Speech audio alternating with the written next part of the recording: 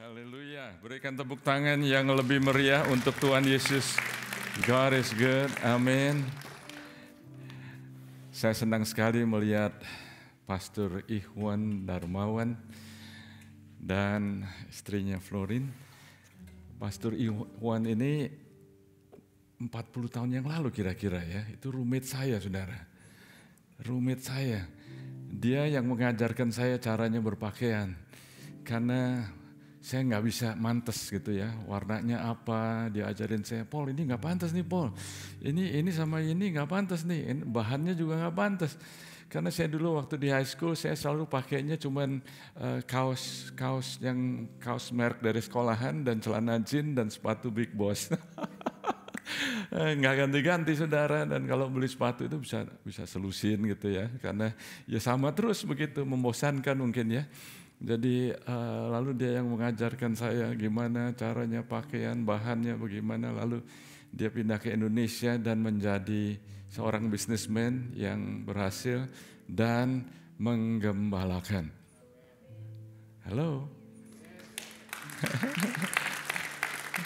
Bersama dengan istrinya Ibu Florin yang adalah kakak dari JB. Mana JB? Oke. Ada di San Diego ya. JB dan Hani melayani di San Diego, puji Tuhan. Jadi saya mau share kepada saudara apa yang saya sampaikan tadi. Bagaimana Anda memilih teman itu penting loh saudara. Ya. Dan teman yang setia itu nggak banyak saudara. Jadi perlu punya teman yang setia. Ya. Dan banyak orang nggak setia. Di kerjaan nggak setia, di pernikahan nggak setia, di pernikahan nggak setia ya, macam-macam teman juga, sahabat nggak setia. 40 tahun itu cukup lama saudara, dan saya mengucap syukur sekali, puji Tuhan, haleluya. Berikan tepuk tangan buat Tuhan Yesus. God is good, God is good. Hari ini saya mau ambil waktu untuk share kepada saudara, dan apa yang saya ingin sampaikan sebetulnya menurut saya salah satu yang sangat penting yang Anda perlu tahu, harus tahu, dan saya mohon supaya Anda nanti ya mulai firman Tuhan disampaikan, mulai Anda fokus dan dengarkan baik-baik. Saya akan sampaikan dengan cukup cepat, jadi mungkin Anda kalau tulis nggak cukup cepat ya. Anda bisa dengarkan lagi nanti di rekamannya di YouTube ya. Saya mohon nanti Anda untuk nggak jalan-jalan, nggak ke restroom, tahan sebentar, bisa nggak tahan? Amin. Kalau nonton film di bioskop bisa tahan kok. Kalau di gereja kok sebentar-bentar mau ke belakang. Tahan lah ya. Coba ngomong kanan kiri, tahan. Oke, tahan. Sudah terlambat saudara, bisa tahan. Oke. Hari ini saya akan menyampaikan firman Tuhan yang judulnya Jiwa yang Makmur. Jiwa yang makmur. Saya nggak lupa, kita akan ambil perjamuan kudus dulu. Don't worry. Jadi judulnya apa saudara? Jiwa yang makmur. Siapa di sini yang mau makmur? Biasanya kalau kita bicara mengenai makmur atau kemakmuran itu banyak orang berpikir mengenai prosperity yang berhubungan dengan material things. Tapi yang saya ingin sampaikan saat ini bukan persoalan material things atau keuangan, tapi jiwa, katakan jiwa. Dan nanti kita akan lihat jiwa itu termasuk apa aja saudara, termasuk pikiran kita, pola berpikir kita, persepsi kita, macam-macam nanti saya akan sampaikan dengan detail saudara. Tapi sebelumnya saya mau sampaikan kepada Anda satu hal yang sangat penting, yaitu supaya Anda bisa makmur, yang benar-benar makmur di dalam Tuhan, Anda perlu mengalami the breaking of mindset, pola berpikir yang berubah. Amin. Pola berpikir yang berubah. Dan saya melihat kalau ada orang yang pola berpikirnya nggak berubah, ya nggak akan makmur saudara.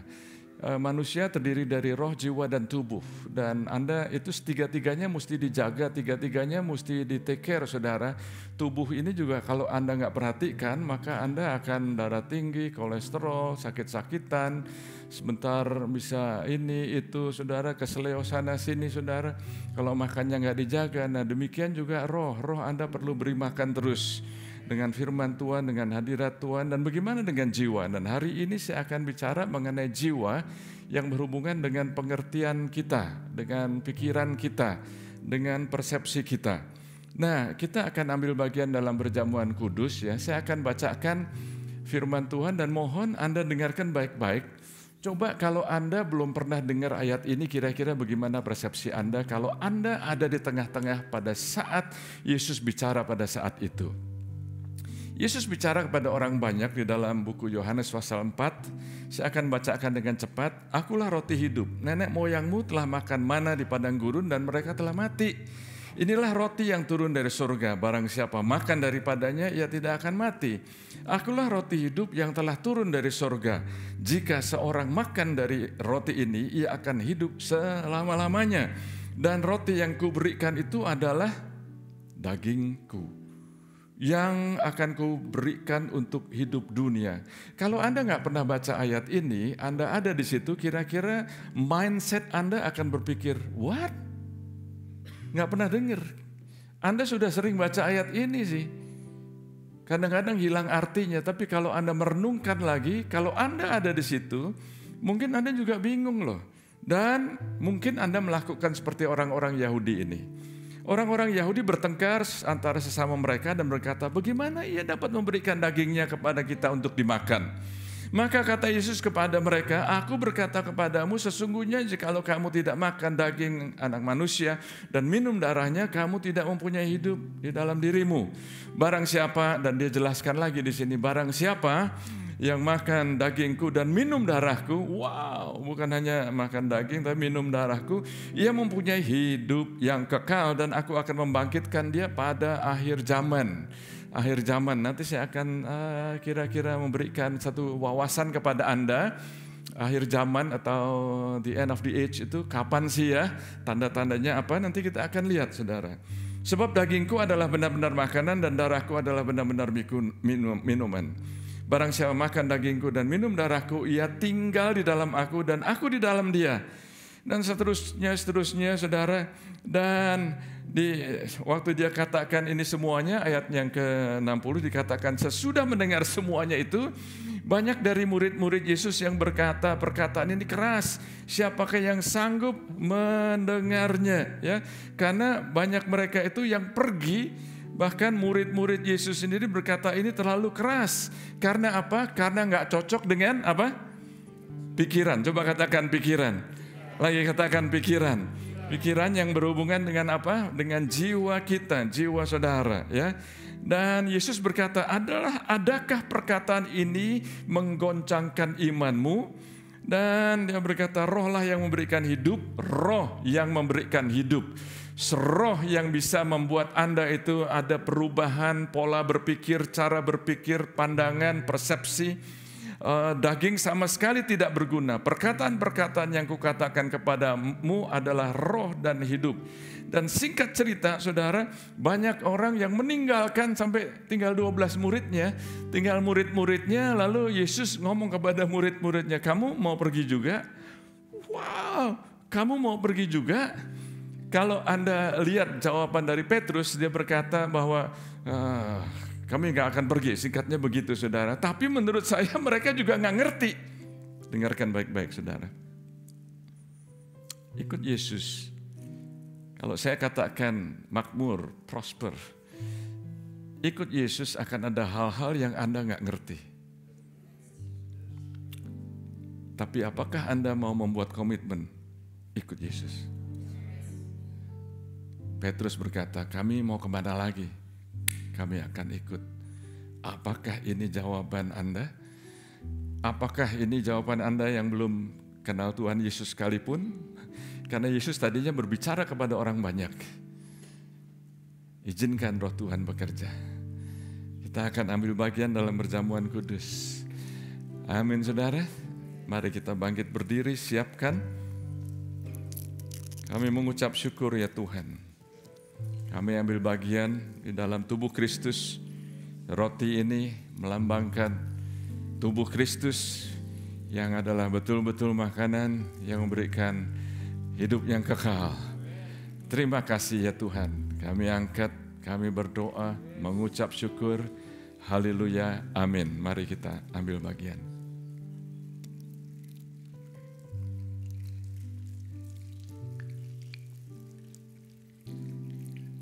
Yesus juga berkata bahwa darah Tuhan ini adalah benar-benar minuman.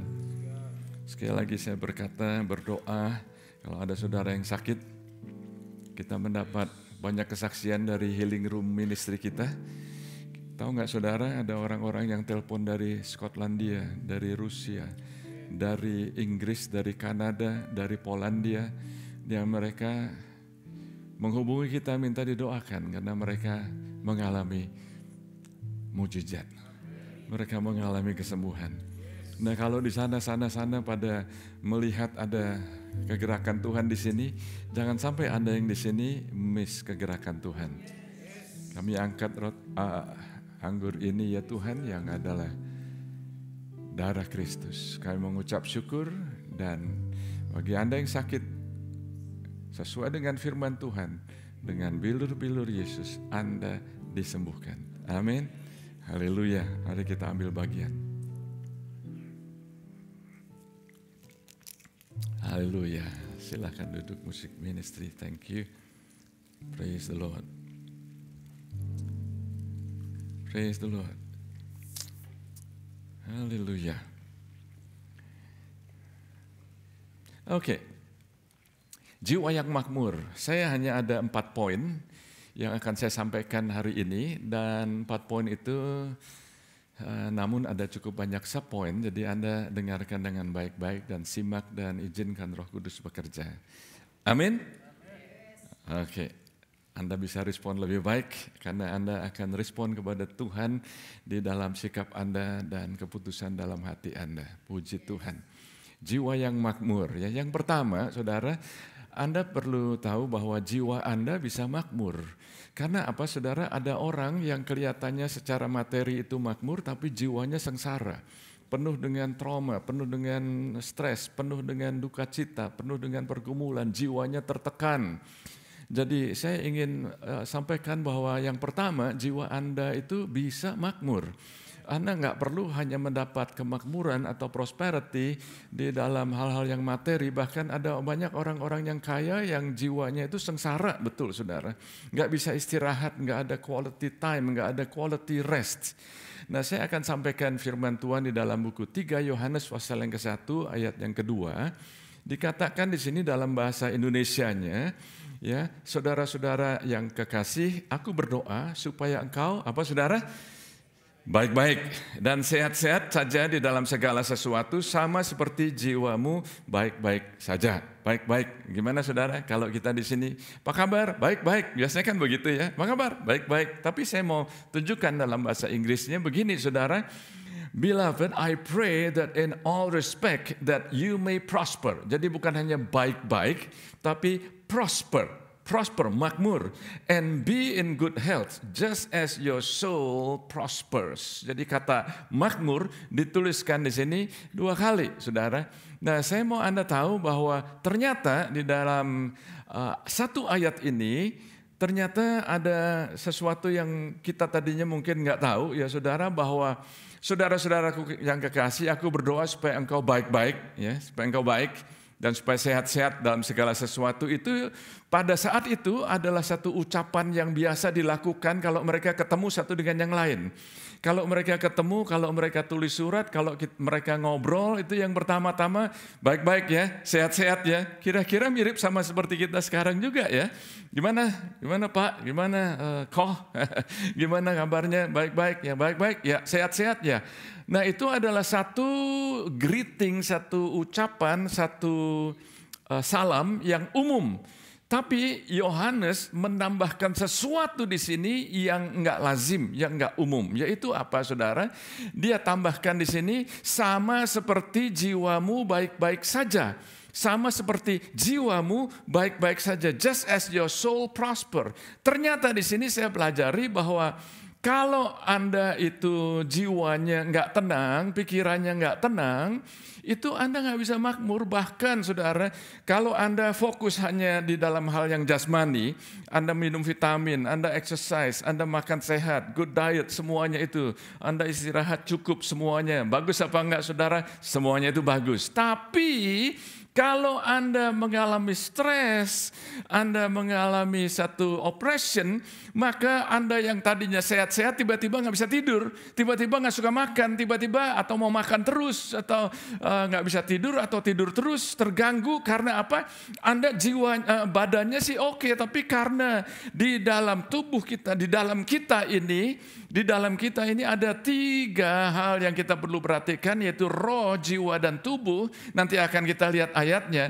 Kalau kita hanya fokus di dalam tubuh, maka kalau jiwa Anda nggak makmur, dengan kata lain, semuanya ini dipengaruhi oleh jiwamu. Kalau jiwa Anda, pikiran Anda nggak tenang, stres, maka Anda nggak bisa makmur. Jadi ini yang ditambahkan oleh Rasul Yohanes, saudara. Nah, saya ingin beritahu kepada saudara sekali lagi, jiwa Anda itu bisa makmur. Bisa makmur, coba katakan kanan kiri. Bisa makmur. Apanya yang bisa makmur? Jiwa. Nah, ini yang saya mau bicara kepada Anda. Jiwa itu termasuk apa? Pikiran Anda, kehendak Anda, emosi Anda, dan juga hati Anda. Nanti akan kita lihat.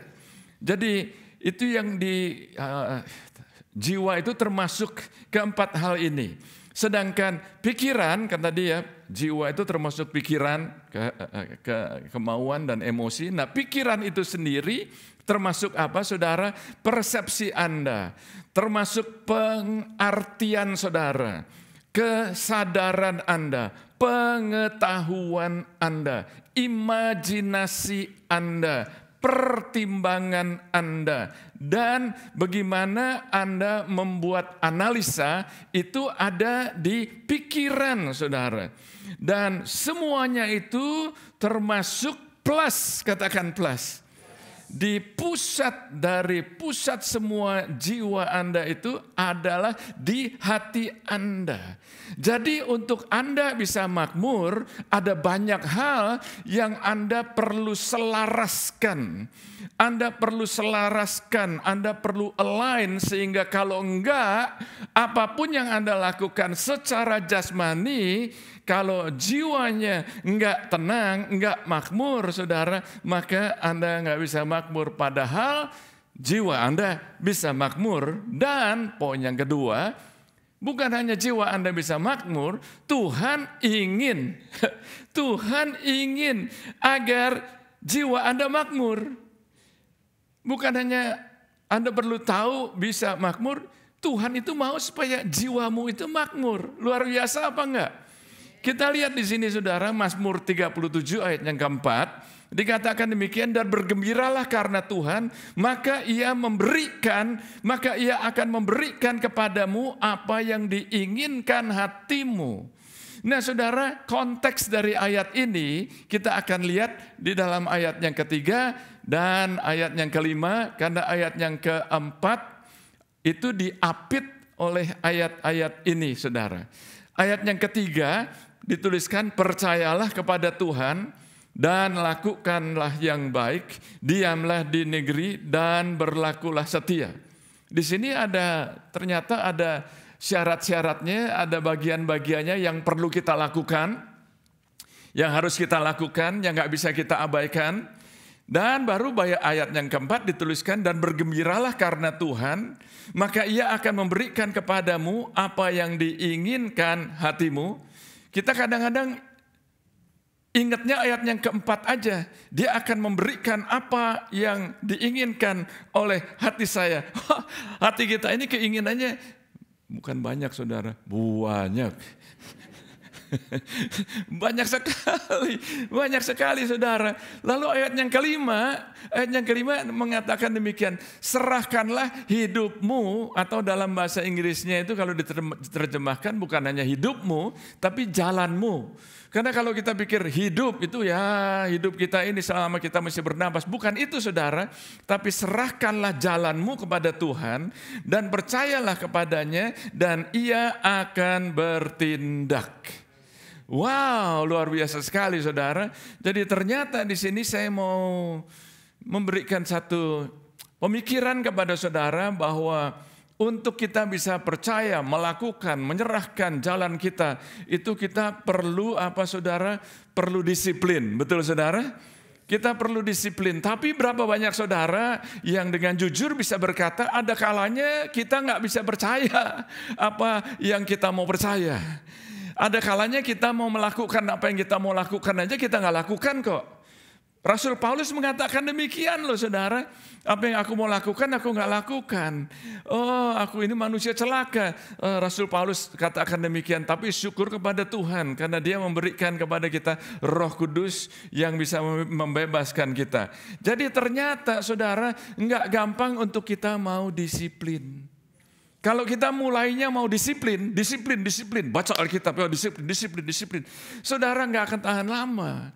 Tapi kalau Anda mulai ya memberikan kegembiraan di dalam Tuhan, Anda ada satu sukacita, ada satu keinginan, ada satu pengharapan, ada satu sukacita di dalam diri saudara, ada satu desire, katakan desire.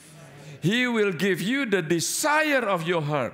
Dia akan memberikan kepada Anda keinginan hatimu. Keinginan, katakan keinginan. Keinginan itu akan menciptakan satu energi di dalam diri saudara. Anda mau beli apa misalnya? Anda mau beli makanan yang enak. Tiba-tiba Anda ada energi paling enggak untuk beli makanan, untuk telepon, untuk order, untuk online, macam-macam. Betul saudara?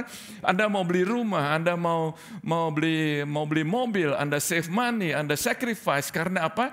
Di samping Anda disiplin, susahnya bukan main. Kalau Anda enggak ada keinginan, disiplin itu menjadi sukar. Jadi yang penting itu keinginanmu itu apa? Keinginan Anda itu apa saudara? Karena pada saat Anda mempunyai keinginan, dulu saudara yang masih waktu jatuh cinta, rasanya macet 2 jam nggak apa-apa saudara.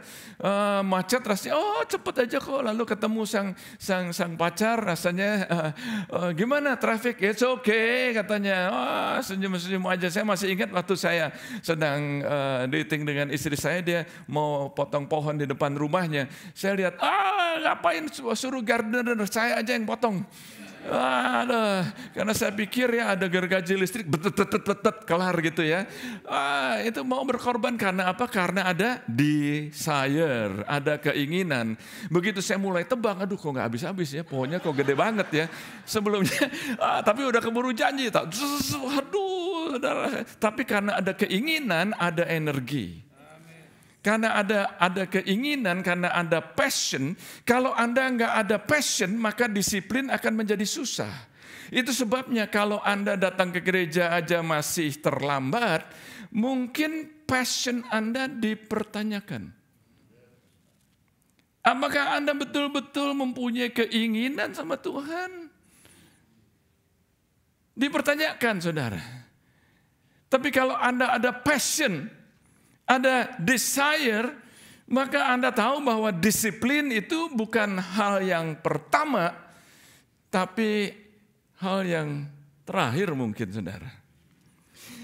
Ada orang yang kalau berdoa bilang, oh mesti lakukan ini supaya bisa menjadi kudus, lakukan ini. Saudara, saya mau katakan sesuai dengan firman Tuhan ya, nggak ada dari kita yang bisa menjadi kudus. Nggak bisa, saudara. Yesus yang membuat Anda dan saya kudus, dan kita perlu menerima Yesus di dalam diri kita supaya kita menjadi kudus. Jadi saudara, orang-orang yang legalistik, orang-orang yang pokoknya harus begini, maka orang itu akan stres. Biasanya mulai tahun baru orang membuat resolution, baru 2 minggu udah gagal semuanya, stres. Karena apa? Yang difokuskan adalah disiplinnya, tapi enggak mengizinkan pekerjaan Kristus di dalam diri kita, enggak mengizinkan salib Kristus di dalam diri kita, enggak mengizinkan kasih karunia dari Tuhan bekerja dalam diri kita. Anda perlu tahu bahwa kasih karunia itu bukan hanya sekedar unmerited favor of God, tapi kasih karunia itu adalah satu enablement, satu kemampuan. Anda diberikan satu kemampuan, Anda mempunyai kemampuan karena apa? Karena kalau kita mau hidup kudus berdasarkan kekuatan kita sendiri, firman Tuhan sendiri mengatakan demikian, kekudusanmu seperti kain kotor, di buku Yesaya dikatakan demikian. Jadi saudara, kita perlu tahu bahwa pada saat kita mengizinkan kedagingan kita atau pikiran kita itu beralih dari roh Tuhan, maka hidup kita ini bisa menjadi miserable. Bergembiralah karena Tuhan. Bergembiralah karena Tuhan. Bergembiralah itu artinya to please, delight to please. Itu artinya apa saudara? Anda akan mengalami satu kesukaan yang ekstrim, extreme pleasure, dan Anda akan mendapatkan satisfaction, kepuasan. Ini artinya bergembira. Jadi kalau Anda bergembira dalam Tuhan, hidupmu gak akan miserable. Amin. Jangan nonton Les Miserables. Wah, bikin orang stres. Dulu ada film itu ya, wah miserable. Itu gak bagus, saudara. Arti delight itu adalah great pleasure, joy, enchant, bahasa Inggrisnya terpesona. Terpesona. Banyak orang Kristen yang kehilangan pesona waktu memuji Tuhan. How about you? Oh ya, habis ini kan ada pengumuman, habis ini ada khotbah, habis ini. Waktu memuji Tuhan, kayaknya ya kurang, bahkan gak ada lagi pesona. Mungkin perlu dicek hatinya yang adalah bagian dari jiwa Anda. Boleh lanjut saudara? Firman Tuhan mengatakan demikian di dalam Markus pasal yang ke-12 ayat 29 sampai 31. Biasanya kita udah tahu ayat inilah ya, tapi saya ingin tekankan di ayat yang ke-30. Tapi untuk bisa jelasnya saya bacakan konteksnya. Markus 12 ayat 29 sampai 31. Jawab Yesus, hukum yang terutama ialah dengarlah hai orang Israel, Tuhan Allah kita, Tuhan itu Esa. Ayat yang ke-30, kasihilah Tuhan Allahmu dengan apa saudara? Segenap hatimu dan dengan segenap jiwamu dan dengan segenap apa saudara? Akal budi atau terjemahan lainnya pikiran, katakan pikiran. Dengan segenap jiwamu dan dengan segenap pikiranmu dan dengan segenap kekuatanmu ya. Saya garisi cetak tebal di situ 3 hal aja, jiwa, hati, jiwa, dan pikiran. Ayat yang ke-31 untuk konteksnya, saudara. Dan hukum yang kedua ialah kasihlah sesama manusia seperti dirimu sendiri. Tidak ada hukum lain yang utama daripada hukum yang kedua, daripada kedua hukum ini. Jadi saudara, saya melihat bahwa hati, katakan hati. Hati dalam bahasa Yunaninya adalah kardia. Kardia, ada cardiologist, saudara, orang ahli jantung. Ada beda antara jantung dengan hati, ya saudara. Ada miripnya kalau diterjemahkan, tapi Anda tahu maksudnya. Ini artinya heart di sini adalah bagian yang terdalam, pikiran dan perasaan terdalam, pikiran dan perasaan yang pusat, the core dari seseorang. Jadi saudara tahu bahwa keinginan saudara, pikiran saudara, dan emosi saudara itu termasuk di dalam jiwa. Jelas ya? Jiwa itu termasuk apa? Your will, your mind, and your emotion. Your will, punya kehendak, punya kemampuan. Penting apa enggak punya kemauan? Ada orang enggak mau makan, repot saudara. Ada orang enggak mau hidup, lebih repot lagi saudara. Pikiran, ya. Jadi jiwa itu termasuk kehendak saudara, termasuk pikiran saudara dan emosi. Ada orang yang bilang emosi enggak perlu. Di gereja enggak perlu emosi. Coba saudara, emosi itu bagus apa jelek? Bisa bagus, bisa jelek. Kalau Anda marah-marah, itu emosi, saudara. Kalau Anda suka jengkel, gampang tersinggungan, itu emosi, saudara. Tapi kalau Anda punya emosi yang baik, Anda bisa senyum, Anda bisa ketawa. Itu emosi yang baik, betul, saudara.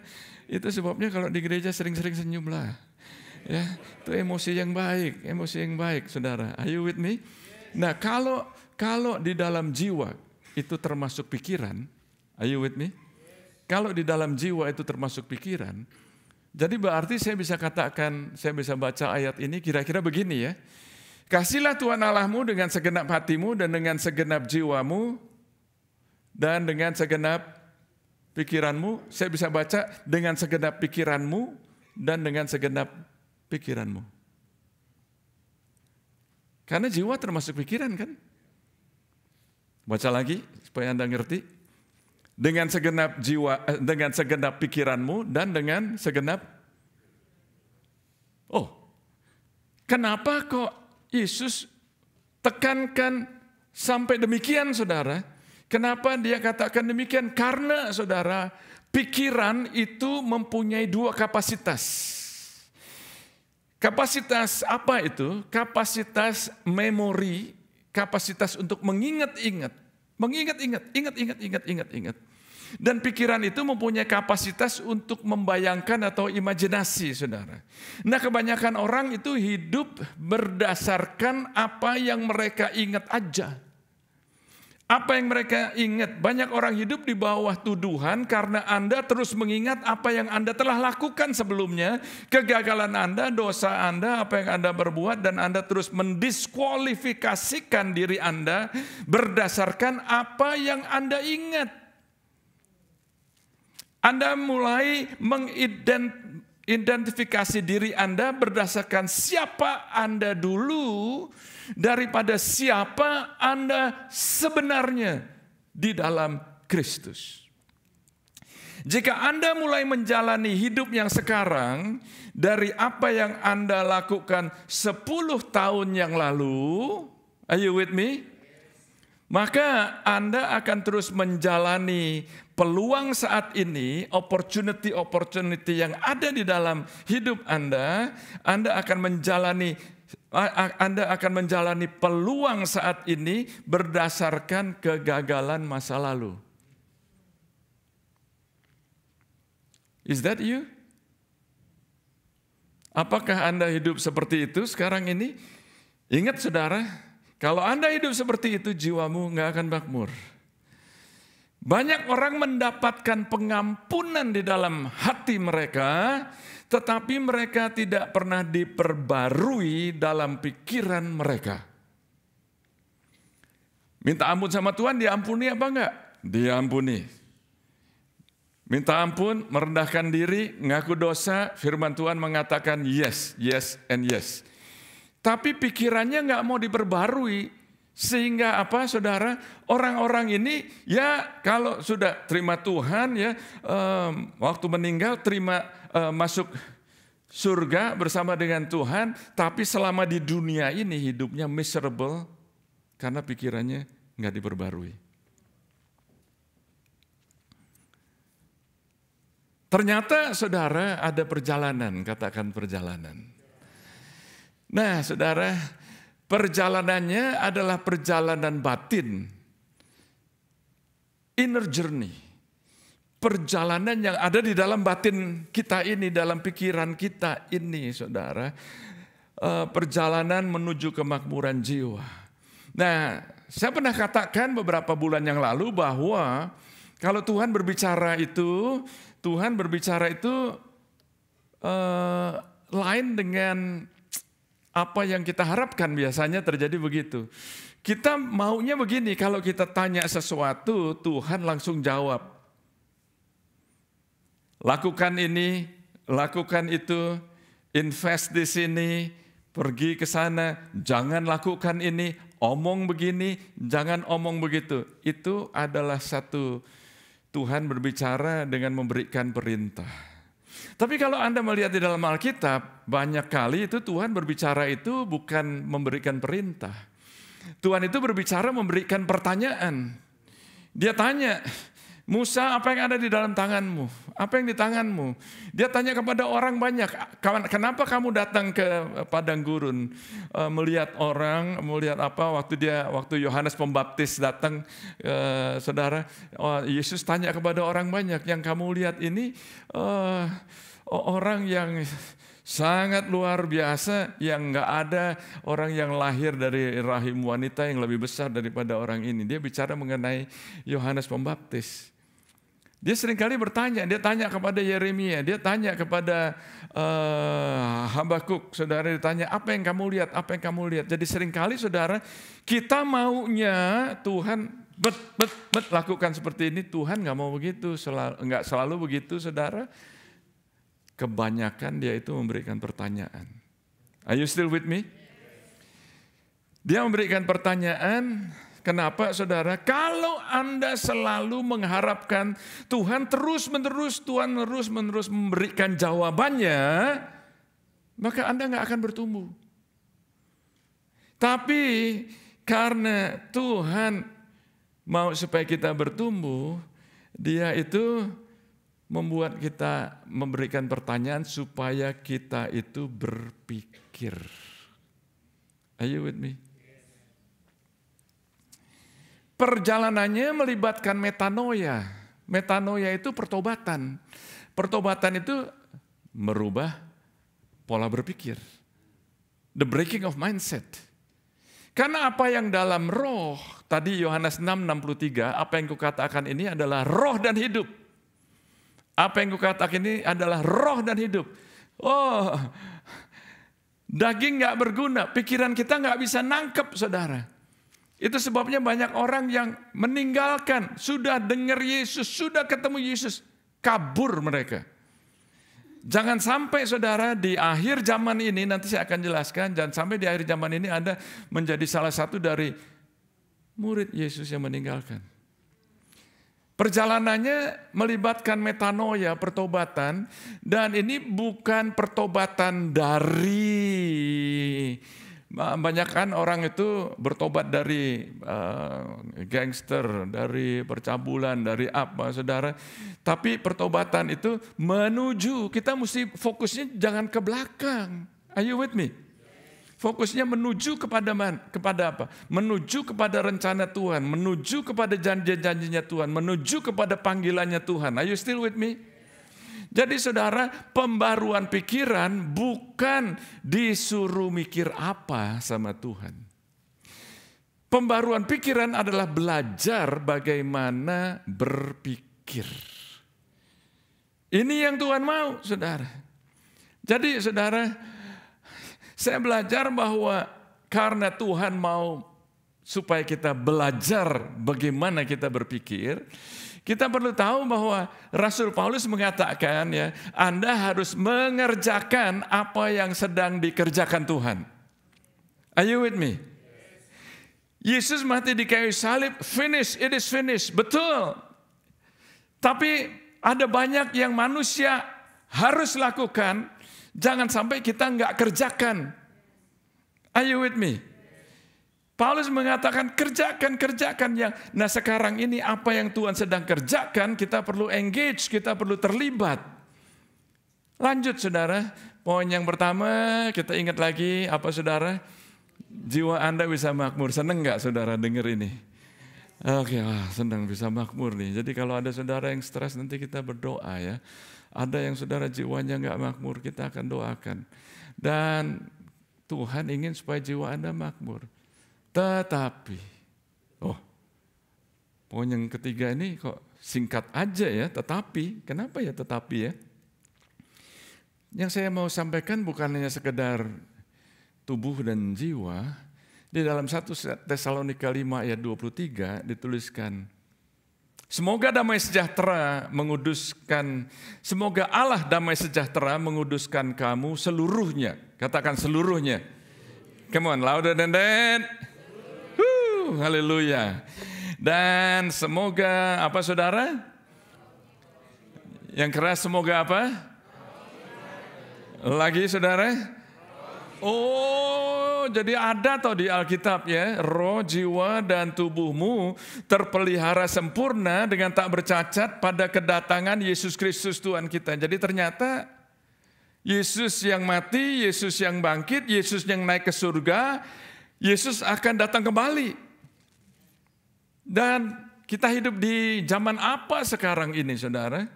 Menurut saya, nanti saya akan jelaskan bahwa kita hidup di zaman the last days, zaman akhir saudara.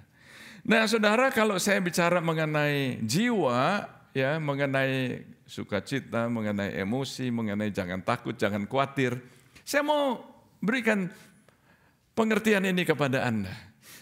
Ada orang yang ngomong begini, oh orang Kristen seharusnya nggak khawatir tentang apapun karena, pakai ayat lagi saudara. Nggak salah, tapi, lagi katakan, tapi, tetapi ya jangan, orang Kristen seharusnya tidak khawatir tentang apapun karena Paulus berkata jangan kamu khawatir untuk apapun. Rasul Paulus yang sama, yang omong demikian, dia juga berkata kepada jemaat di Korintus. Apa yang dia katakan saudara? 1 Korintus 2 ayat yang ketiga dituliskan, aku juga telah datang kepadamu dalam saudara? Come on now, dalam apa? Dalam kelemahan dan dengan apa? Oh, dengan sangat, katanya nggak boleh khawatir. Ini bukannya takut loh, sangat takut. Dan apa saudara? Dan gentar. Oh, berarti bisa takut juga ya Rasul Paulus. Jadi kalau orang Kristen, kita jujur aja lah, siapa di sini yang nggak pernah khawatir? Siapa di sini yang nggak pernah takut? Oh, saudara, kalau Anda ngomong, oh saya nggak pernah khawatir, saya nggak pernah takut, you are in self-denial. Karena Rasul Paulus mengatakan demikian, Musa mengatakan demikian, Daud mengatakan bahwa when I am afraid, bila aku takut, aku menaruh harapku kepada Tuhan. Jadi Daud aja pahlawan yang gagah perkasa, yang dia kalau perang kemana-mana selalu menang, dia bilang bila aku takut, bukan if, tapi when. Jadi Daud aja pernah takut. Kuncinya bagaimana kita ini bisa overcome, bisa menang supaya jiwamu makmur. Are you still with me? Nah, beberapa ayat lagi kita lihat di sini saudara. Oh, ayat yang sama saya bacakan dalam bahasa Inggrisnya. Bahasa Inggrisnya di CJB translation mengatakan demikian. Also I myself was with you as somebody weak, nervous, and shaking all over from fear. Oh, ini terjemahan luar biasa sekali saudara. Kita bisa nyambung nih sama Paulus sekarang. Jadi jangan, karena ada orang yang kalau, aduh aku lagi khawatir, jangan khawatir. Jangan khawatir, oh kamu kan orang Kristen, jangan khawatir. Itu bukan satu jawaban yang baik. Kita perlu tahu bagaimana mengatasi supaya kita ini enggak khawatir, supaya jiwa kita ini bisa makmur. 2 Korintus 1 ayat yang ke-8 dituliskan demikian, sebab kami mau saudara-saudara supaya kamu tahu akan apa saudara, penderitaan yang kami alami di Asia Kecil. Beban, katakan beban. Beban yang ditanggungkan atas kami adalah begitu besar dan begitu berat. Sehingga kami telah, apa saudara? Telah putus asa juga akan hidup kami. Wah demikian saudara, Elia mengatakan demikian juga. Dia sampai waktu dia putus asa, dia bilang Tuhan aku mati aja lah. Nah saudara, saya mau sampaikan sesuatu. Saya mau menyimpang sedikit saudara. Apa yang terjadi sekarang ini di Rusia, di Ukraina, kira-kira untuk kita ini ada signifikannya apa enggak? Ada hubungannya apa enggak sih? Penting apa enggak sih? Saudara, saya mau beritahu kepada saudara bahwa apa yang terjadi di sana itu sudah dinubuatkan di dalam Alkitab. Yang nubuatkan itu dari firman Tuhan. Anda bisa lihat di dalam, Anda nanti di rumah baca sendiri di Yeskil pasal yang ke-38, pasal yang ke-39. Are you still with me? Anda baca buku Daniel pasal yang ke-9, dan Anda kalau baca di buku Yeskil pasal yang ke-38 itu berbicara mengenai apa saudara? Mengenai ini daerah-daerah di sini. Anda bisa lihat peta dan apa yang terjadi di sana, dan di sini berbicara mengenai Gog dan Magog, saudara. Gog itu adalah leader daripada coalition. Saya nggak tahu apakah Ukraina ini akan menjadi bagian dari Rusia lagi, karena tadinya itu bagian dari Uni Soviet, saudara. Pecah, mereka itu pecah ya. Tahun berapa itu? 91 kalau nggak salah. Jadi ternyata saudara Magog ini kalau Anda lihat di peta itu sekarang adalah Rusia. Dan kalau Anda lihat ternyata saudara apa yang terjadi di sana bisa menimbulkan sehingga Anda bisa nggak tenang. Karena apa? Bisa ada perang yang besar. Dan firman Tuhan mengatakan demikian di dalam buku Matius pasal yang ke-24. Tanda-tanda akhir zaman. Akan timbul perang dan kabar-kabar tentang perang. Oh, dan ini terjadi, dan apa yang sedang terjadi saat ini skalanya menurut saya besar, saudara. Skalanya besar. Bisa banyak negara akan terlibat, saudara. Apa yang sekarang terjadi aja saya percaya Anda mulai sudah merasakan imbasnya atau dampaknya. Harga bensin bagaimana, saudara? Makanan, barang-barang naik semuanya. Inflasi bagaimana, saudara? Ini akan mempengaruhi dunia. Dan saudara tahu bahwa di dalam Matius pasal 24 dikatakan bahwa salah satu tanda dari akhir zaman itu akan ada wabah, akan ada plague, saudara. Nah, kalau bicara mengenai plague, mengenai wabah, mengenai virus, menurut saya kita nggak perlu dijelaskan lebih jelas lagi. Menurut saya coronavirus ini adalah satu wabah yang besar yang melanda seluruh dunia. Jadi apa yang dituliskan di Alkitab itu sedang digenapi sekarang ini. Dan saudara bisa tahu bahwa apa yang terjadi, saudara, firman Tuhan mengatakan bahwa nanti ya Israel itu akan diserang oleh negara dari bagian di utara. Kalau Anda lihat di peta, bagian utaranya itu adalah Magog, saudara. Magog itu adalah Rusia, mereka akan membuat koalisi,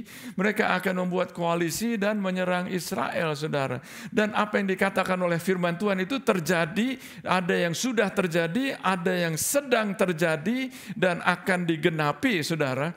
Jadi apa yang terjadi? Israel adalah satu-satunya negara yang sudah nggak ada 2000 tahun kira-kira, saudara. Tiba-tiba tahun 1948, kalau nggak salah tanggal 14 Mei, itu kembali menjadi negara lagi. Itu orang-orang Yahudi dari macam-macam pelosok dunia bisa kembali lagi, saudara. Jadi ternyata apa yang dinubuatkan oleh Alkitab itu terjadi, saudara. Jadi sekarang ini kalau firman Tuhan mengatakan, kalau kamu melihat bahwa tanda-tanda ini terjadi ya, tak ketahuilah bahwa waktunya sudah dekat. Kalau dikatakan waktunya sudah dekat, berarti kita perlu bangun dari tidur, kita perlu bangkit dari antara orang mati. Betul, saudara? Itu ayat tema kita tahun ini, saudara. Dan firman Tuhan mengatakan di dalam Roma pasal 13 ayat yang ke-11, hal ini harus kamu lakukan karena kamu mengetahui keadaan waktu sekarang, yaitu bahwa saatnya telah tiba bagi kamu untuk bangun dari tidur. Sebab sekarang keselamatan sudah lebih dekat bagi kita daripada waktu kita menjadi percaya. Anda perlu lihat ayat-ayat yang berikutnya memberikan apa yang kita perlu waspada, apa yang kita perlu bertobat, apa yang perlu kita lakukan. Karena apa saudara? Oh, apa yang terjadi? Saya punya teman-teman di network saudara. Saya bahkan Bishop Bud Pierce ada 17 gereja di Ukraine yang sudah 3 hari nggak ada makanan saudara. Nggak ada makanan. Gereja. Dan ada di kota-kota tertentu, saudara, mereka itu tinggal punya supply itu tinggal 1 minggu lagi kira-kira. Nah saudara, nanti sebentar setelah selesai saya akan ajak saudara untuk ambil bagian untuk kita mengumpulkan donasi. Untuk orang-orang, saudara-saudara seiman kita punya network dengan orang-orang yang perlu bantuan kemanusiaan di Ukraine. Apa yang dikatakan oleh Rasul Paulus ini sekarang ternyata terjadi ini di tengah-tengah kita. Apakah kita perlu takut? Enggak, tapi gimana caranya supaya enggak takut? Gimana caranya supaya jiwamu bisa menjadi makmur? Mau tahu saudara? Yang pertama, apa saudara? Jiwa Anda bisa makmur. Yang kedua, apa saudara? Tuhan ingin jiwa Anda makmur. Yang ketiga, tetapi. Jadi kita perlu tahu, tetapi kita tahu bahwa seringkali ya kalau kita bicara mengenai jiwa, itu ada konflik dengan keinginan daging, keinginan roh kita.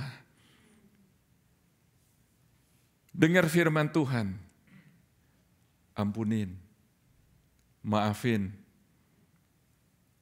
Oh ya, mau ampunin. Ya. Udah deketin, udah mau omong di pikiran sini. Salah dia yang mulai duluan.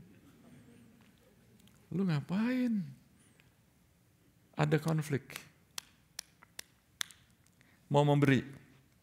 Oke, memberi. Oke. Wah, udah. Buat dalam pikiran mau memberi sekian gitu ya. Begitu mau memberi, di sini. Janganlah. Belum beli ini, belum beli itu. Ada suara lagi, sacrifice. Jangan sacrifice. Saudara, tubuh ya perlu tubuh itu dipengaruhi cukup banyak dengan jiwa kita. Nah kita perlu membuat keputusan sekarang apakah kita mengizinkan jiwa kita mengontrol roh kita. Kalau kita mengizinkan pikiran kita mengontrol roh kita, maka nanti akan kita lihat kita nggak bisa disebut anak-anak Allah saudara. Jadi kita perlu submit kepada rohnya Tuhan. Mau makmur? Jika Anda ingin jiwanya makmur, yang pertama saudara, jaga hatimu. Jagalah hatimu dengan segala kewaspadaan karena dari situlah terpancar kehidupan. Saya suka di dalam Extended Bible Translation di sini ya. Di sini dikatakan demikian, be careful what you think. Above all, that you guard, protect your heart. Because your thoughts run your life. Life flows from it. Jadi kalau mau jaga gimana? Gimana Anda melihat sosial media? Simpan waktu terlalu banyak di sosial media. Simpan waktu untuk banding-bandingkan diri Anda dengan orang lain instead of melihat keadaan Anda sebetulnya siapa Anda di dalam Tuhan. Potensi, janji-janji Tuhan yang buat saudara, yang dia sudah berikan. Tapi Anda ngelihat orang lain, Anda pikirannya dipakainya untuk apa? Memori terus. Itu kapasitas yang pertama. Kapasitas yang kedua, capacity. Kalau Anda bisa melihat, berpikir ke depan, percaya janji-janji Tuhan, maka tidak ada yang mustahil bagi orang yang percaya. Anda pakai pikiranmu yang mana ini? Untuk memori terus, tarik ke belakang terus. Atau mau pakai kapasitas Anda? Kapasitas untuk bisa kreatif, kapasitas untuk bisa mempunyai imagination that the word of God, panggilan Tuhan dalam hidupmu tercapai. Oh Jesus. Jika Anda ingin jiwanya makmur, di sini dikatakan Filipi 4 ayat 6 dan 7. Tadi saya kutip di situ sebetulnya. Yang Paulus mengatakan, janganlah hendaknya kamu khawatir. Tapi ayat itu gak berhenti sampai di situ. Dikatakan tentang apapun juga ya. Tetapi, katakan tetapi. Nyatakanlah dalam segala keinginanmu kepada Allah. Dalam apa? Dalam doa. Berdoa. Oh, doa lagi. Iya, kembali dalam doa. Dalam apa saudara? Permohonan. Dengan mengucap syukur. Sekali lagi mengucap syukur. Banyak dari Anda yang mempunyai gelar PhD di dalam komplain. Jago komplain. Aduh panas, aduh dingin. That's life. Waduh udah lagi capek begini ban kempes lagi. Pernah saudara, saya bisa ngomong begini karena saya ngalamin saudara. Tiba-tiba saya lagi sibuk lagi, aduh udah deadline, lagi capek, ban kempes saudara. Ban kempes, lalu saya pergi ke gas station, saya mau pompa ya, waduh nggak ada koin, oh terima kredit card, oh sekarang pompa aja $2 loh saudara. Dulu gratis, lalu kemudian bayar 25 sen, sekarang $2. Lalu saya ya, nggak ada koin, oh terima kredit card. Saya pasang, oke, terus pompa ban, udah cuman satu yang kempes, puji Tuhan. Oh, udah, jadi udah mau pergi lagi ya, lagi saya pompanya ada mobil datang di sini, mak,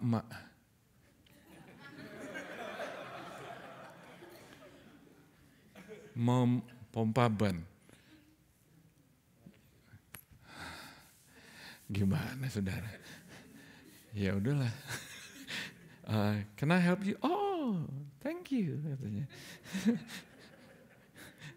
Saya pompain karena habis saya pakai, jadi nggak lama saya pakai habis ya. Thank you young man. I need to check all four of my tires katanya. 4.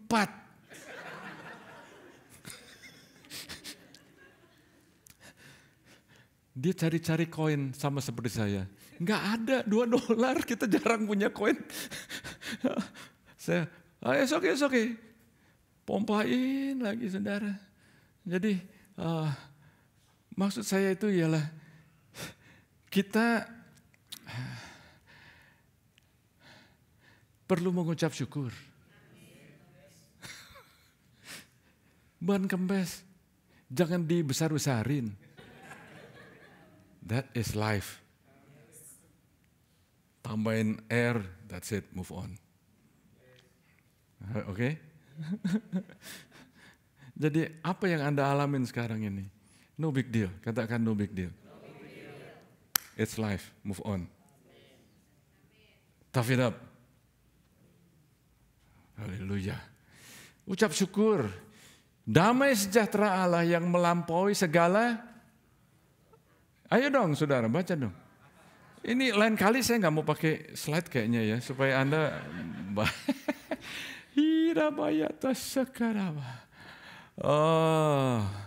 yang melampaui segala pikiran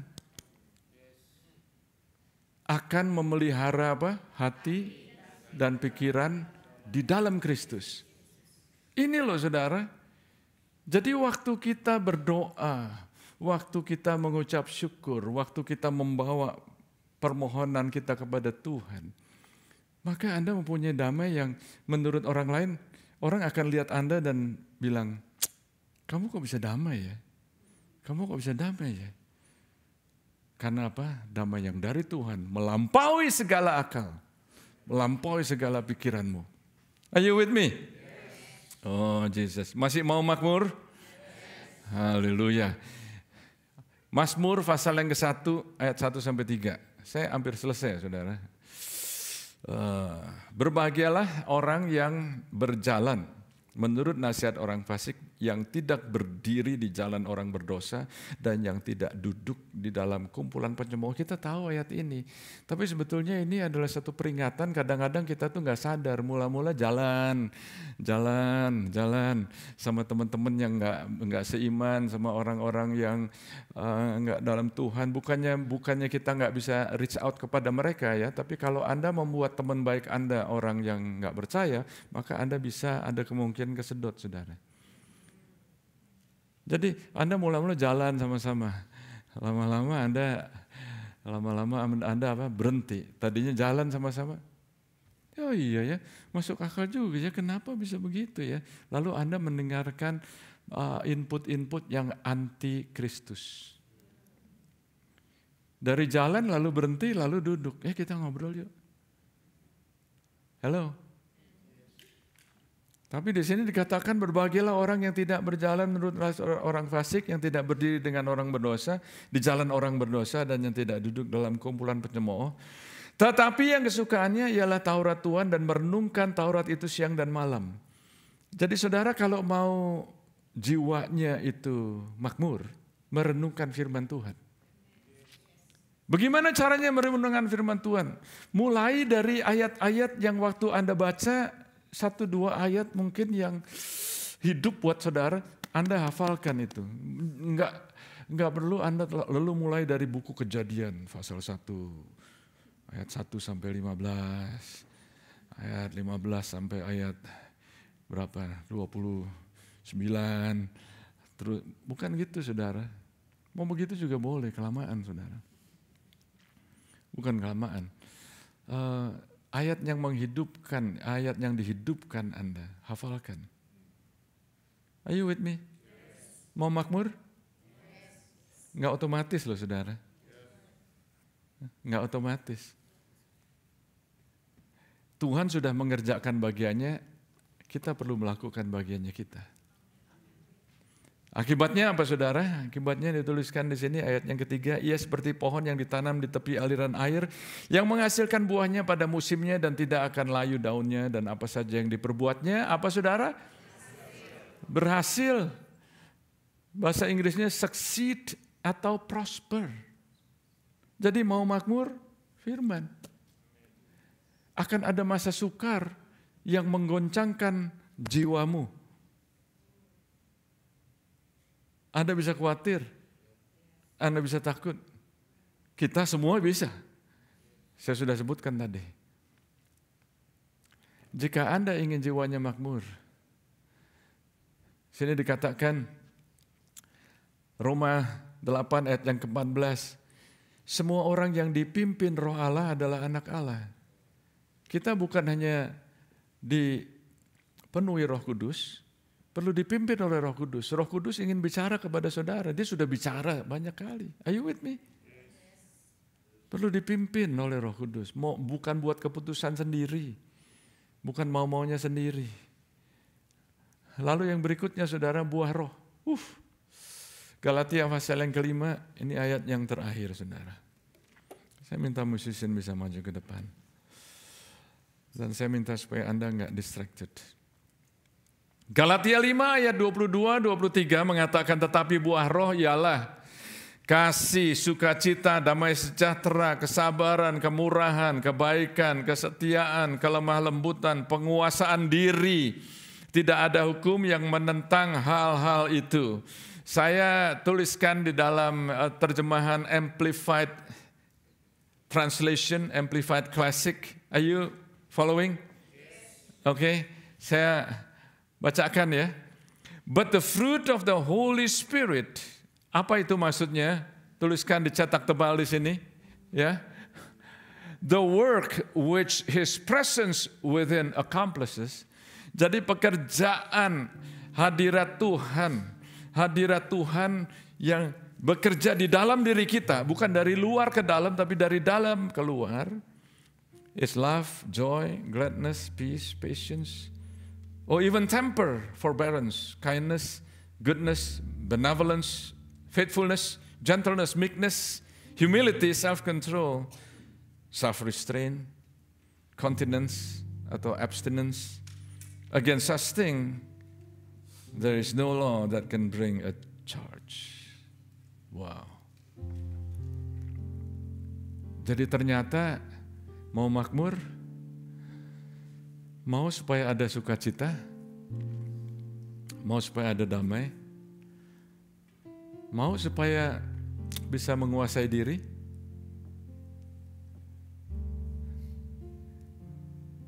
izinkan Roh Kudus bekerja. Berapa banyak saudara yang marah, lepas, meledak aja, pus. Habis itu nyesel.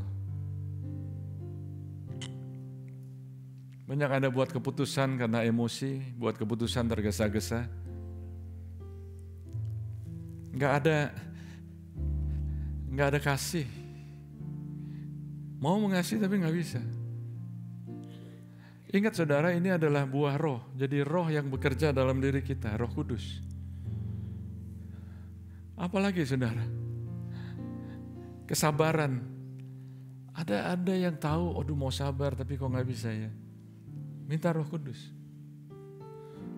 Kemurahan, kebaikan ini semuanya ini bertentangan dengan pikiran kita. Tapi Tuhan mau supaya Anda makmur. Jiwamu makmur, semuanya makmur. Jiwa bisa makmur karena tunduk kepada firman Tuhan. Jiwa tunduk kepada roh. Ayo kita bangkit berdiri. Jesus, Jesus, Jesus. Oh Lord God. Oh Lord God. Thank you for your patience, but I felt like saya nggak bisa terburu-buru menyampaikan hal ini. Anda perlu renungkan lagi. Karena saya merasa nggak lama lagi Tuhan Yesus akan datang. Tanda-tandanya udah makin banyak, makin dekat, makin tergenapi. Justru kita ini mestinya senang, saudara. Dia penyelamatan yang kita alami dan makin dekat lagi, saudara. Tuhan, kami berdoa saat ini supaya jiwa kami Engkau jamah. Saudara, yang saya tanya simpel aja ya saudara, Anda nggak perlu angkat tangan cepet-cepetnya, nggak perlu. Tapi kalau apa yang saya sudah sampaikan, saya nggak akan ulangi. Saudara berkata, oh saya perlu itu. Jiwa saya perlu dijamah Tuhan. Saya akan hitung sampai 3. Kalau ini adalah Anda, angkat tanganmu cepat. 1, 2, 3. Yes. Yes, yes, yes, yes, yes, yes, yes, yes, yes, yes, yes. Saudara yang online juga bisa fokus pada Tuhan. Ini adalah satu hal yang sangat penting yang biasanya diabaikan. Saat ini Tuhan, Kau lihat anak-anak-Mu. Dan saat ini ya Tuhan, kami mau makmur bukan hanya materialistis. Kami mau makmur bukan hanya badannya sehat, minum vitamin, exercise. Tapi jiwanya juga makmur. Dan rohnya bersama dengan Tuhan. Kau jamah semua kami. Jamah semua kami ya Tuhan. Jamah. Saudara, kemarin kita ada seminar mental talk yang diajarkan oleh Brigita dan Abigail. Very good, sangat bagus. Banyak dari kita yang hadir, tapi saya tahu ada saudara juga yang gak hadir. Ini bagus buat semua saudara, baik tua maupun muda. Diajarkan dengan sangat bagus, well prepared, professional. Anda bisa lihat di archive YouTube kita, mental talk, supaya mentalnya sehat. Disediakan untuk Anda supaya Anda dikuatkan. Oh, terima kasih Tuhan. Berkati umat-Mu. Jamah perbarui, biar api Roh Kudus menyala-nyala. Terima kasih ya Tuhan. Dalam nama Tuhan Yesus. Amin.